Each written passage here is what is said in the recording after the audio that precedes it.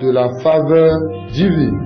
L'heure de la faveur divine est une émission du forum de culte en direct. Son nom est magnifique dans tout l'univers. À lui l'honneur, louange, puissance et gloire. Jéhovah est son nom, Dieu tout-puissant. Akota beneto atambi podo baobi bon dokun mi desu ndondo mi tang domi fudo alo gaga mauton de tomiji jipo yawe do kwa mi tegbe esi gajo mi do atoli mu dida eton emi ene udu do badanwelo nhe ho dagbe de na katutun de na alo gaga mauton benati tomiji podo de ko nhe anu mi bo boda mi le hayawe do Jesus si ni come akulu mi ton ma o mi ton ndokunwe desu do wenu do poroposi nwe na jole bio nu konto we bide dagbe atiyanya we akuno tontonu bi nwaze nwe njona dodo gbe ojo bida lo chome akuno che do Jesus Christi o victo esi nkome wa igigo we nwe akotale na to kwe sesi nu cheme podo de njona honu gbe o do Jesus si nkome o mo ene dalibo wan jawu nu akota to ile na gigo bi ni we akuno to do Jesus Christi si nkome mechelemi agunbi sunu agunbi yonu akota beneto oton nhe oko mauton dagbe de heanumi de tade na iton to didonu mi to gbadanu edo madi hesio etewe kana do hesinwe do mauda loto me maudo jitowe etewe kati do hesinwe ji ewa kuno gbero toru po hawe etewe kati do hesinwe we kiki ache to gbadanu elo tito we ma machi to me taton afoko nu kwaton de kwaton nu konwe mi bo gbode mi ni loto. Il monta dans la barque et ses disciples le suivirent. Et voici, il se leva sur la mer, une si grande tempête que la barque était couverte par les flots. Et lui, il dormait. Les disciples s'étant approchés le réveillaient et dirent, Seigneur, sauve-nous, nous périssons. Il leur dit, pourquoi avez-vous peur, gens de peu de foi? Alors il se leva, menaça les vents et la mer, et eut un grand calme. Ces hommes furent saisis d'étonnement. Quel est celui-ci, disait-il, à qui obéissent même les vents et la mer? Que Dieu bénisse sa parole. Owe matieton ta tanton ikame konu kwaton je kwaton nu kwanwe yehadole Jesu bi otoji hume bo awon wuton le kwede ena monde o johon da hode jenje yinyin do toji bo to fun atan bo no ko sin wachion toji won wenenu Jesu kado amlodowe awon wuton le seye bo fun bo donido akruno wole mi gan mito nakuwe Jesu kado nu yedo etesin keti diwe mikade ndidi wedo na noemi enegodo esite bode gbedo johon podo kuopo bo fibi chito nwene o pacha awon buton le kaka bo ye nodo men nankowe yin melo bo johon po okupo lo mono segbeni nu mari tonu ko tan. Amen. Mentelemi nugowe nujijo emai egbewe ekolo jijewe ekoli eje kakabo je wenu Jesu desu do toji hume dile khana mi godin madi hesio Jesu Christ do hume endo mi ze tadena mi tobodo madi hesio nde utu ezamo mi domo azonde wa gbeome azon mi ma sekpon dagbo mi to le ma mo pon si de gosi mi tuwa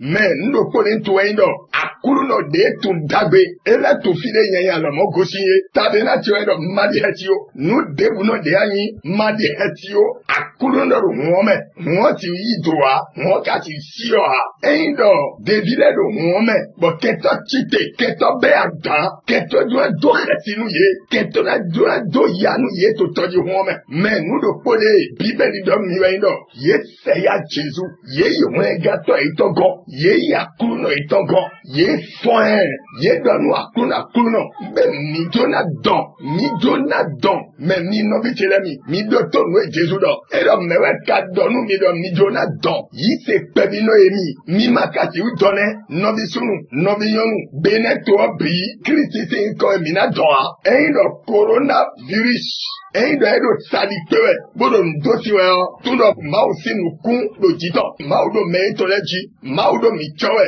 Maudo mipowe. Emakati wande nwene. Akuru no kola garu. Nweda gao. Ewe do achelo nwedo toji. Coronavirus. Yiwe ekode. Medebu nima di hetio. Yedo yetsepo Jesu. Yedo mijona don. Jesu do mewe donu mi do mijona don. Novite kudo po mala humi. Kudo po maintowe. Amana ku. Azoni akati ku. Ene utu nhode. Do Jesu Christi se ikome do kwe gudo.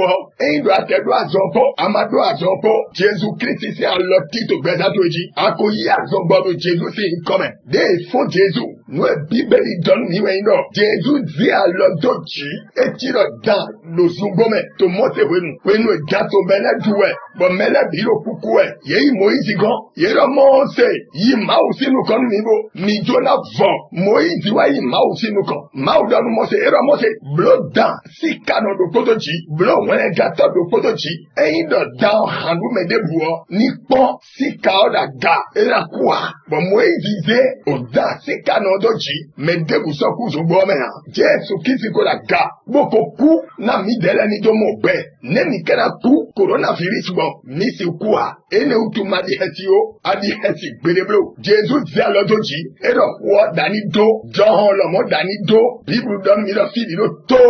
Bewa do heti nu devile. Bedo beto alokpa tekadi. Dawe alokpa tekadi. A ekpacha mi meyan. E do heti nu mi meyan. E do hobo John se. Be do hobo hulomo se. E do Jesu do ho. Bo John se. Jesu do ho. Bo hulomo se yo. Nyela do ache. Kedadi ne gbahoto. Denyi na do honu. Azonye na kan. Bena se. To zade dina hode. Nu beobi. Nu beneto. Nu misyo evan de la foi. Bon ma ou de temide. Si gigo po jomyo po. Ena nya zonye ti. Beobi me. Bon mi me bi minamo fibo. Ene ou tuto badanwe ho. Do Somme 107.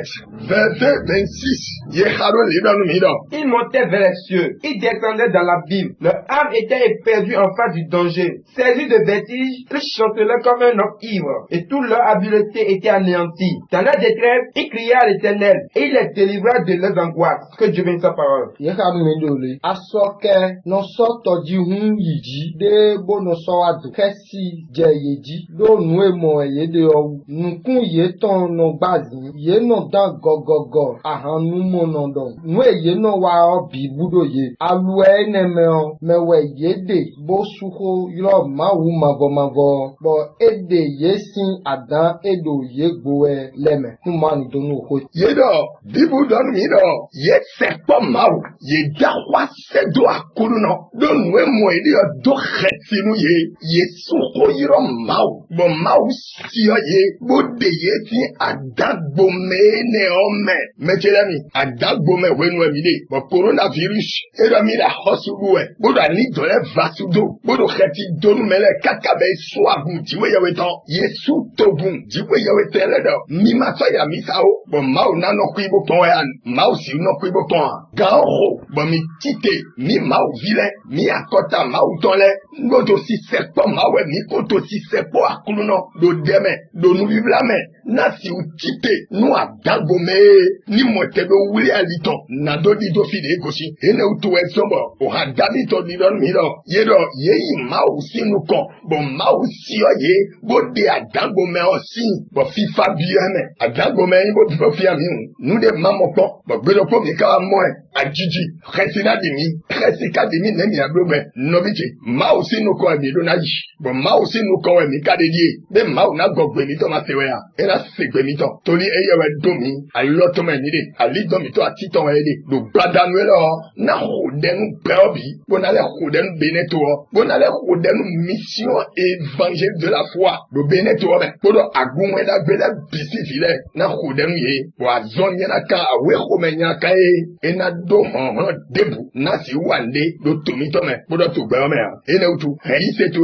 No bang to ise tu me. Tadena do. Madi hesio. Jesu la pato. Ero un jedo tatu me. Nude na jea. Boma hodenwe. Do akuno Jesu si ikome. Do akuno mito Jesu si ikome. Mau akuno. Bibeli don mi do somu. Ero ye sekpo we mau. Boade tukrafin. Akuno. Ubeo ko sekpo bula logoto ibawe. Beneto ko sepa obra logoto ebawe. To gale biko sepa obra logoto ebawe. Ovi mauto le biko sepa obra logoto ebawe. Nukoto le biko sepa obra logoto ebawe. Akuru no de no go alonume. Bon nu nyana kanu no zonume. Do Jesu Christi vito esi inkore ho. Wa go alonu pe ho. Wa go alonu beneto ho. Na azon nyana kande to yipe. Buda li to le fo yoku. Do Jesu si inkome ni dualoti. Bon de to de o di. Do badanu elo. Do Jesu si inkome gbigbo yi ron so atitan. Nye do kume. Do e setonu. E do tobo no se. Ene utun degbe. Ni do to gaji. Yi kode nabe huga yi kole bi. Ye do yi ko Jesu Christi tome. Mina donu sole le ni sete be na sete. We virite so ya ni coronavirus. Se obe okunoto do Jesu Christi si inkome yibo ijelo kubeme. Nuki gwani mauton. Akotale bini mo tuturai. Beneto ni bo mo fifa. Na mission evangela foi. Ni do jijoho. Na agunwe na kwetole. Alafia ni goyeme. Sidi kaka imavo mavo. Do Jesu Christi. Ovi mauton si inkome. Amen. Éternel qui est comme toi.